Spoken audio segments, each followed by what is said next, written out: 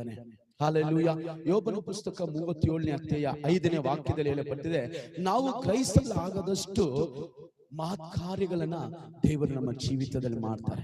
ಎಷ್ಟು ಜನ ರೆಡಿ ಆಗಿದ್ದೀರಾ ಇಂಥ ಅದ್ಭುತಗಳನ್ನ ಪಡ್ಕೊಳ್ಳಕ್ಕೆ? ಗ್ರಹಿಸಲಾಗದು. ಹಲ್ಲೆಲೂಯಾ. ಕೆಲವರು ಹೇಳ್ತಾರೆ, ಪಾಸ್ಟರ್ ಊಹಿಸಕ್ಕೆ ಆಗಿಲ್ಲ ಪಾಸ್ಟರ್, ನನ್ನ ಕನ್ಸಲ್ಲಿ ಕೂಡ ನೆನೆಸಿಲ್ಲ, ನಮ್ಮ ಕುಟುಂಬದಲ್ಲಿ ಹಿಂಗಾಗ್ತಾರೆ, ನನ್ನ ಗಂಡ ಈ ತರ ಆಗ್ತಾರೆ, ಅಯ್ಯೋ ನಮ್ಮ ಬದುಕು ಹಿಂಗಾಗುತ್ತೆ, ಅಯ್ಯೋ ನನ್ನ ಮಕ್ಕಳ ಜೀವಿತ ಹೀಗಾಗುತ್ತೆ. ನಾವು ಒಂಚೂರು ಯೋಚನೆ ಇಲ್ಲ, ನಾವು ಎದುರು ನೋಡಿಲ್ಲ ಪಾಸ್ಟರ್, ನಾವು ನಿರೀಕ್ಷಣೆ ಇಟ್ಟಿಲ್ಲ ಈ ತರ ದೇವರು ಮಾಡ್ತಾರೆ. ಆದ್ರೆ ಈಗ ಅದನ್ನ ನೋಡುವಾಗ ನಮ್ಮ ಗ್ರಹಿಕೆಗೆ ಮೀರುವ ಅದ್ಭುತವಾಗಿದೆ. ಅದು ದೇವರಿಂದಲೇ ಆಗಿದೆ.